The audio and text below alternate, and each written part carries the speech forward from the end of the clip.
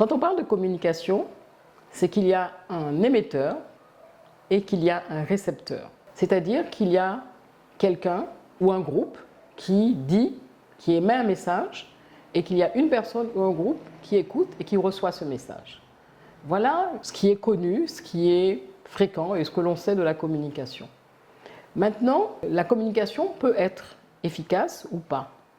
Et c'est surtout cet aspect que je souhaiterais développer au cours de cette vidéo, qui est dans quelles conditions une communication est efficace.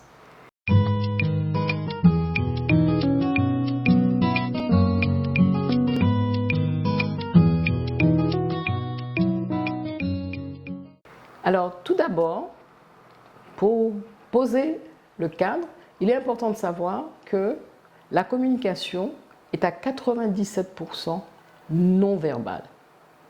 Ça veut dire quoi? Ça veut dire que le ton de ma voix, le niveau de ma voix, le rythme de ma voix, ma gestuelle, mes mimiques sont beaucoup plus importantes que ce que je suis en train de dire. Donc, le verbal ne compte que pour 7% dans la communication. Ce qui veut dire que ce que je communique peut totalement m'échapper. Je peux choisir de faire attention à mes mimiques, au ton de ma voix, à ma gestuelle, mais de nombreuses informations nous échappent totalement. Et il est important de savoir que l'être humain dispose de ce que l'on appelle les neurones miroirs, et que ce sont ces neurones qui nous permettent de capter des informations qui sont totalement presque invisibles, des micro-expressions. Et d'ailleurs, on le voit dans certains films qui passent, de certaines séries qui traitent de personnes qui font de la recherche sur des criminels ou sur des personnes qui ont commis un certain nombre d'actes. Et on veut savoir s'ils mentent ou pas. Et à travers toute la partie non verbale, ces spécialistes peuvent assurer que la personne ment ou ne ment pas. Bref, ça c'est juste une parenthèse pour dire à quel point le non-verbal est important et à quel point le non-verbal a été étudié et traité dans notre société. Alors, qu'est-ce qui transparaît dans le non-verbal?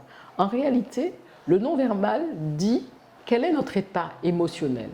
Donc, ce qui veut dire que si vous souhaitez avoir une communication efficace, ça veut dire une communication qui vous permet de faire passer le message que vous souhaitez passer, c'est d'être conscient de votre état émotionnel, c'est d'être conscient de vos émotions, c'est d'être conscient de l'intensité de vos émotions et surtout d'être conscient du lien qui existe entre vos émotions et vos besoins. Et en réalité, quand je parle de besoins, je parle de besoins fondamentaux. Et en réalité, c'est cette conscience et cette connaissance de nos émotions et de nos besoins qui nous permet de transmettre un message qui est un message adapté et un message efficace. Dans une vidéo, j'ai parlé des émotions et je vous invite à revisionner cette vidéo qui parle des émotions et qui vous permettra de comprendre à quel point les émotions sont importantes pour l'être humain, à quel point les émotions sont porteuses de messages et ces messages nous permettent donc de construire une communication qui est une communication efficace. Cette communication est plus efficace, c'est un fait. Il est important d'être conscient qu'un certain nombre de points peuvent entraver notre communication, qui passent à travers un certain nombre de filtres. Donc, il est important de savoir que ces filtres, ce que nous souhaitons dire, passe à travers un certain nombre de filtres. On peut le constater au travers des généralisations. Quand on fait des généralisations, on est comme ceci ou il est connu que. Quand ces généralisations sont faites, ces généralisations ne donnent pas une bonne idée de notre communication ou ces généralisations viennent réduire la qualité de notre communication. Il y a aussi les préjugés. Les X sont comme ci ou comme ça. Ces préjugés, quand on présente dans le contenu d'une communication des préjugés, ces préjugés viennent réduire la qualité de notre communication. Quand on est dans un état d'esprit où on veut obtenir à tout prix un résultat, et donc là on est plus dans les ordres et les invectives et les injonctions, la qualité de notre communication n'est pas bonne. Évidemment, tous ces filtres-là sont en lien avec cet état émotionnel que l'on n'a pas suffisamment bien cerné et qu'on n'utilise pas suffisamment. Mais aussi, il existe des procédés de langage qui sont des procédés habituels, qui sont utilisés de manière fréquente. Pour montrer que l'on a le dessus, que l'on est autoritaire, on peut donc poser des injonctions. Particulièrement en communication, il y a un type d'injonction qui peut être utilisé de manière consciente ou inconsciente, qui sont les injonctions paradoxales. C'est-à-dire que dans une même injonction, je donne deux informations qui sont différentes. Ces deux informations ont pour résultat de semer de la confusion chez notre interlocuteur. Il ne sait plus exactement quoi penser, quoi faire. Mais ce type d'injonction peut être utilisé sciemment, justement pour produire cette confusion chez la personne, et c'est une ouverture pour la manipulation.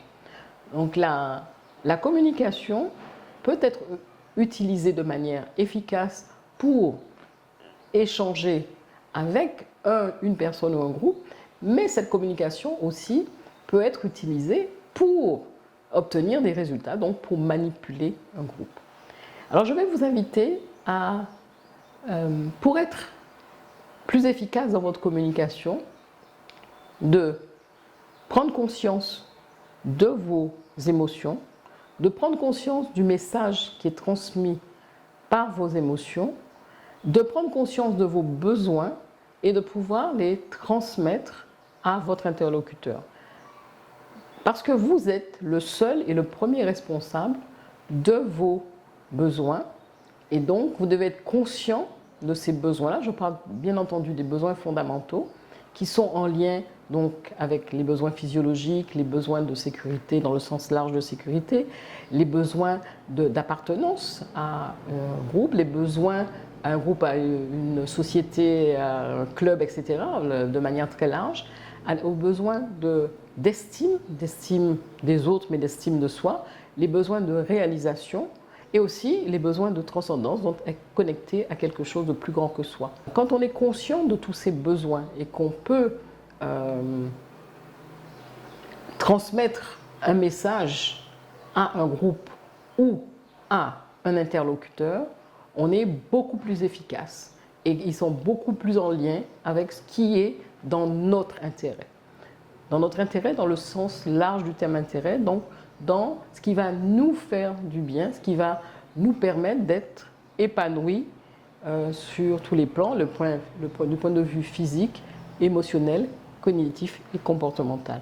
Et en ce sens, la communication est efficace parce qu'elle nous permet de prendre soin de nos besoins. C'est un choix de parler de la communication sous cet angle-là, et on peut évidemment développer la communication de toute autre manière, mais à travers ces quelques instants dans cette vidéo, il y a des jalons qui ont été posés et qui vous permettent de prendre conscience que vous pouvez communiquer de manière beaucoup plus efficace et que cette communication est en lien avec vos émotions, est en lien avec vos besoins et en lien aussi avec un certain nombre de valeurs qui sous-tendent votre communication. Wassamiria est à votre disposition pour développer de manière plus précise ou plus personnelle sur les questions de votre propre communication et des incidences sur votre santé mentale. Wassamiria vous remercie.